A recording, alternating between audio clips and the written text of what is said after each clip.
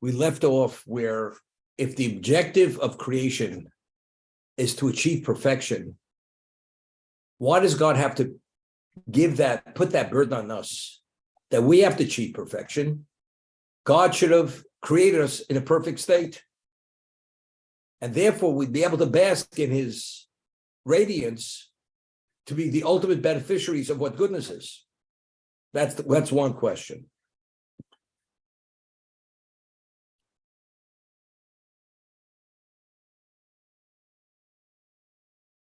Also, he said, if God himself is infinite and his ability is infinite, every craftsman, if you are that master, what is the result of that craftsmanship? It's the masterpiece. It's an expression of the creativity and the genius of the master.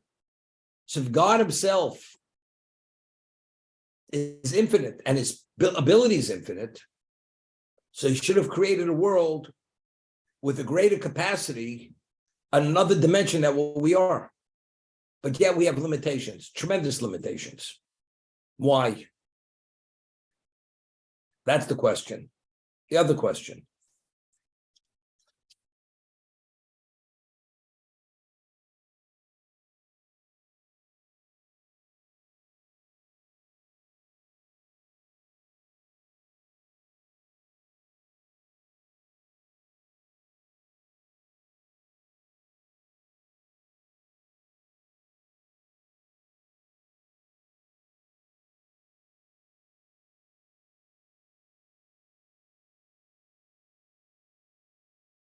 Many years ago, when my son, he was very precocious, my second son, when he was 4 years old, or 5, he was in kindergarten. We lived in Baltimore.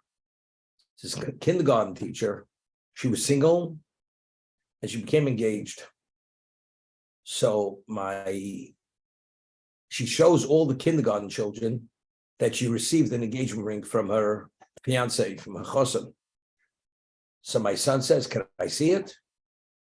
So she says, "Sure." She shows him the ring. He's 4 years old. And he says, "By the way, what did it cost?" He asks the teacher. She says it cost $5,000. So he says to her, "Such a small piece of glass, $5,000? It's a lot of money." So the question is, in those years, if you wanted to buy a pound of steel, you paid $50. So how many pounds of steel could you get for $5,000? Multiples of this little tiny stone. God created this little human being, 2 kidneys, lungs, and a heart, and a brain, and a circulatory system. But if that lung doesn't operate, and the kidneys don't work, and the heart doesn't work, what do you need? You ever go up to Columbia Presbyterian, uptown near Washington Heights? Blocks and blocks of buildings, 15-story, filled with equipment, medical equipment, to provide dialysis, heart and lung machines, everything under the sun, to replace these 2 little tiny kidneys that purify the blood, that heart that operates independent of anything, and everything works. But if it doesn't work, what do you need? You need enormous amount of devices for that human being to function. So is it necessarily the size? So we see, you'd say, initially when they came out with computers, what was a computer? The original computers were about 3 stories high. The process. Today you got a laptop. Eventually, you'll have it on your phone. Or they'll put a chip in your brain. That'll be the computer. What happened? It's more sophisticated. Size is irrelevant. It's what lies within that. Innately, what is it? So although God created a limited world, which seems to be, compared to the universe, tiny, but you know what this tiny universe is? And its innate value. His infinite wisdom said, creating it in this context has greater value than creating it beyond and beyond and beyond.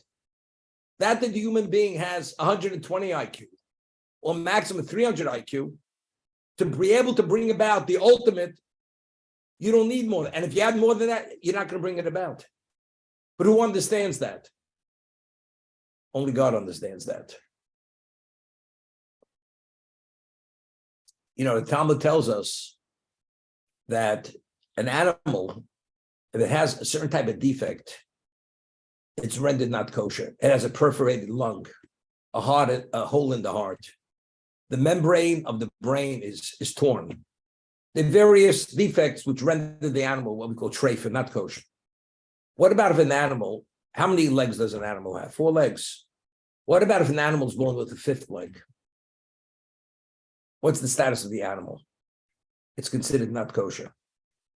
Because an animal is meant to have 4 legs, not 5 legs. A 5th-legged animal is considered a defective animal. It's considered not kosher. But it chews its cud, split hooves, has an extra leg. That itself, because it's not meant to be, because an animal is meant to have 4 legs, not 5 legs. That's a defective animal. But why? Because when God created an animal, it created with 4 legs, not with 5 legs. Do we understand why? The same idea. How can you have 2 tiny kidneys which do the job of a dialysis machine and the person himself is not sapped after the blood is purified? It's God's genius. It's divine genius. The Bakey. Well, heart transplant.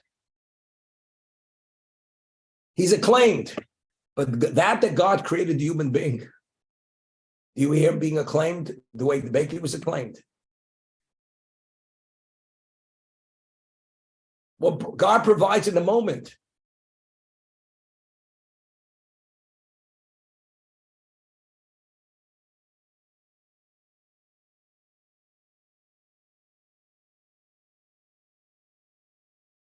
It was once a story. A person continues to have detached retinas, and God forbid he could have lost his eyesight. And a certain rabbi says to him, I guarantee you, you with tefillin every day, you're never ever going to experience a detached retina again. And you know something? It happened, never detached again. If he'd go to a doctor on Park Avenue, wherever it is, and he's the only one who could do a procedure which will guarantee it, there's no money the person's not going to pay if it's the risk of, God forbid, going blind. And he's the one of a kind of doctor in the world. Only he could guarantee there's no, with his procedure, with his type of method, approach, guaranteed. Wearing a pair of tefillin, something else. You know, not impressed. Maybe you are impressed, you're thankful, but not to the same degree, especially if it doesn't cost you anything, other than you can even borrow a pair of tefillin. I'm saying this in almost like a facetious way, but I'm saying with seriousness.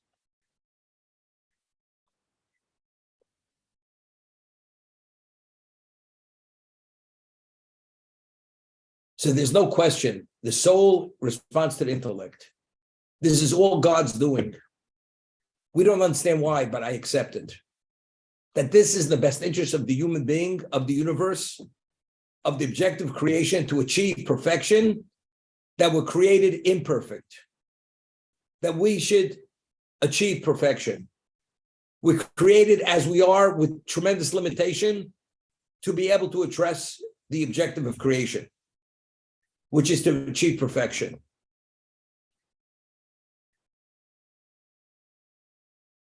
So the intellect says to the soul, now that you understand this, I'm going to introduce another concept, a general concept, and then we're going to go back to the most fundamental concept. What is this?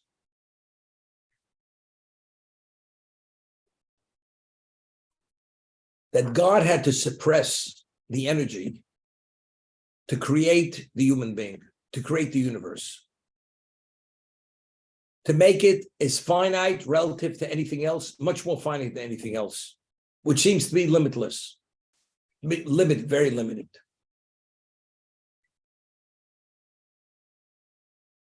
And he created the world imperfect that we should perfect the world. And due to we creating that perfection, that is the equivalent, that is the reward. Being in a perfect state, that qualifies you to be in a certain position.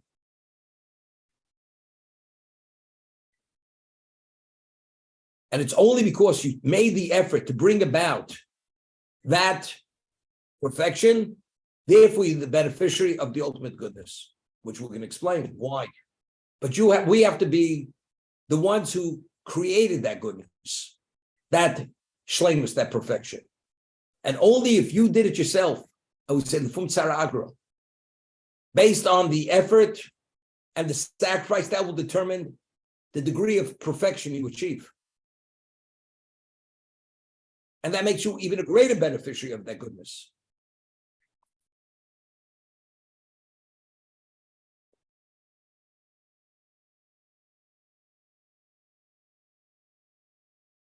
Now, who said we have the ability to address whatever has to be addressed? You know, person is told to build a building, 500 square feet. The man doesn't have bricks, doesn't have mortar, has nothing, doesn't have machinery to dig the hole for the foundation. How do you begin? How do you do it? You must achieve perfection. How? I jog 3 miles a day. I breathe air and drink purified water. How do I achieve that perfection? And perfection we're talking about is spiritual perfection. What do? Do you walk your dog for 20 minutes and make your wife happy that the dog didn't soil the apartment?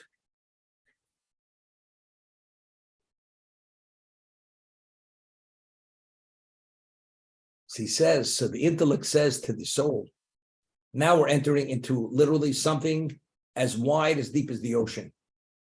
How to address and appreciate how this is achieved. And this is a lifetime's work.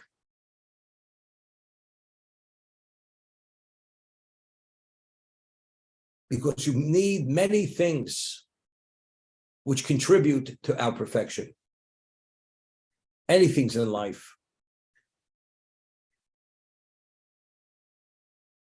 And you need patience and reflection to appreciate why these things are needed. You know, years ago, Larry, are you on? Is he on? Years ago, you know, the famous washing machine was the Maytag. You know, the Maytag, that was it. And before you put the laundry in the dryer, even though there's a spin cycle on the washing machine, it was called an extractor. It was a separate machine. You put it in and it would extract all the water before you put it in the dryer. Because the machine didn't spin quick enough to be able to extract all the water. So you had to put it into this extractor. It would wring out the washed clothing, so it's only damp, so the dryer could dry it more quickly. Then they created a machine, it was called a Speed Queen. Until then, they said there are no shortcuts to cleaning, to laundering. But now they came out with this new washing called Speed Queen. It spins in a way, you don't have to put it into this extractor. What's a centrifugal force, the way it goes so quickly, it spins out the water. So when you take it out of the machine, it's ready to go into the dryer. Things have changed. Happens a lot quicker. So why couldn't God give us a quick fix? We're created imperfect. Give us a quick fix. We do this, A, B, C, we've achieved it. What do we need? 613 commandments, 248 positive commandments, 365 negative commandments, living a lifetime being bound by this, and we have to create fences to protect it, not to violate it. Why complicate it? Sounds pretty complicated. Nothing's beyond God's ability. So why did God, to achieve this perfection, why did he make it so complicated? See, the intellect says to the soul, you have to have patience to appreciate why that every detail which contributes to perfection is necessary, but if you just listen to it superficially and you don't reflect and appreciate its value, then you're not going to understand it.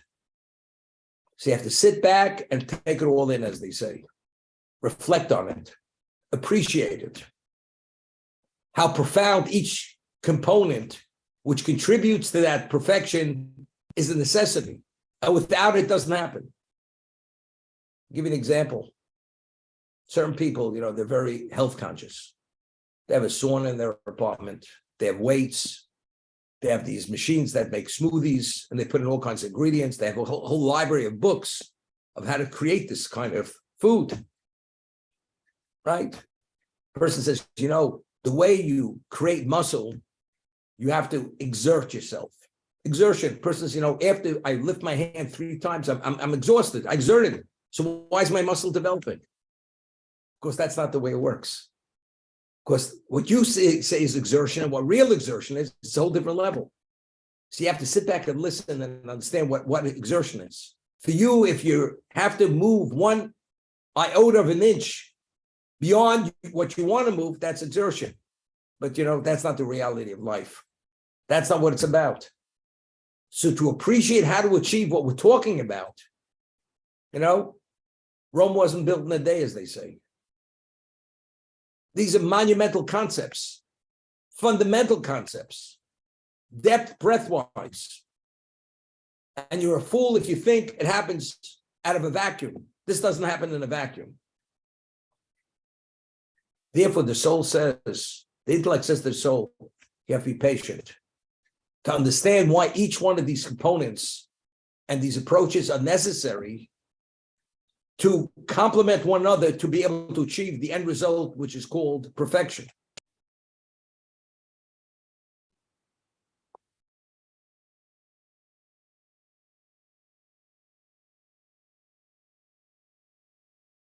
So he says something interesting, how do you differentiate between a person of an ordinary intellect and a person who has a superior intellect? I've been teaching for many, many years.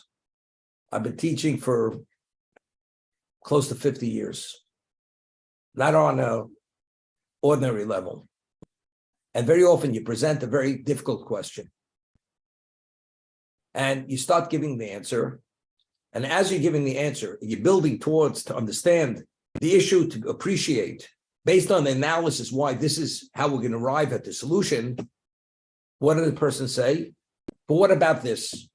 While you're explaining, somebody asks a question. It's a good question. But that question has to wait for later.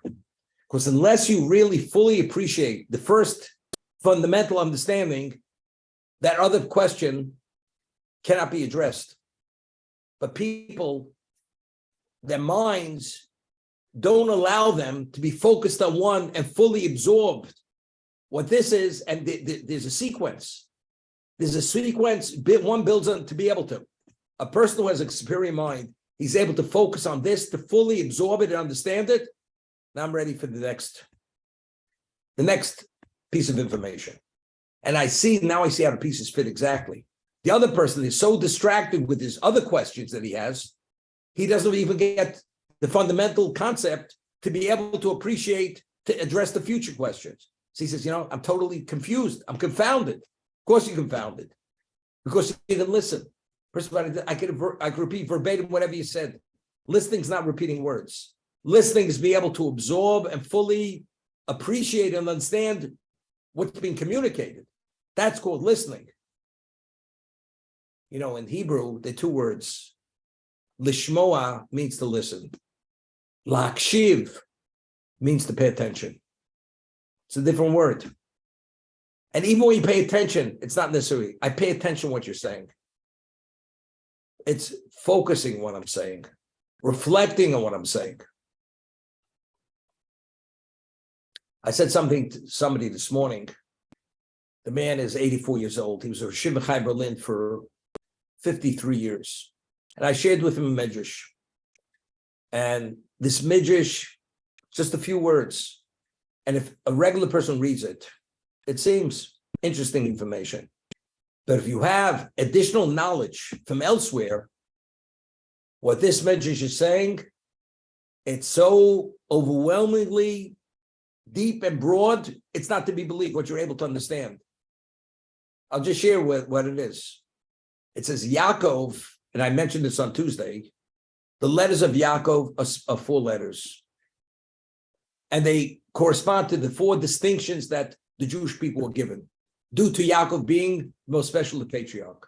Yud are the 10 commandments, that 10, the miracle of Yud. Ayin are the 70 elders of Israel. Kuf, the 100 cubits of the height of the sanctuary in the second temple. Beis, the 2 tablets. Interesting, right? You share it with an average, ordinary person, even learn it. If you don't have other information, it's interesting.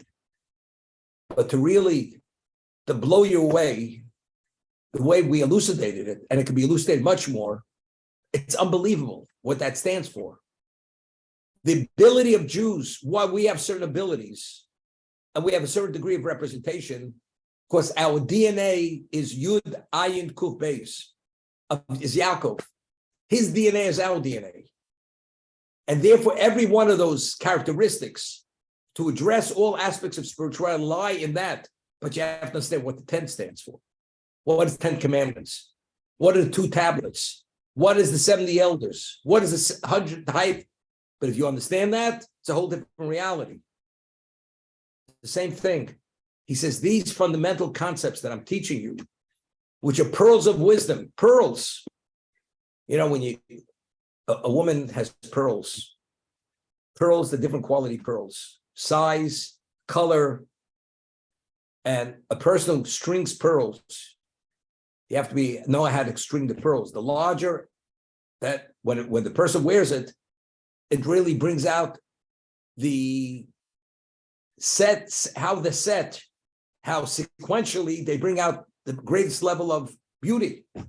But if you don't know how to set the pearls, they're just set in a disarray.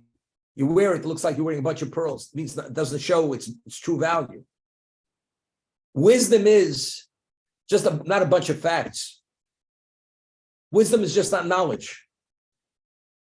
Chokhmah is what?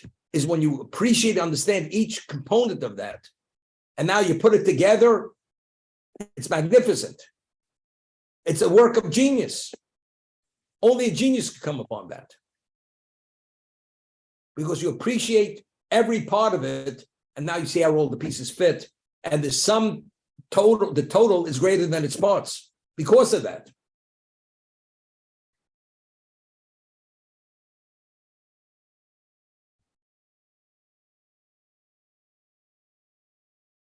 Just going to stop.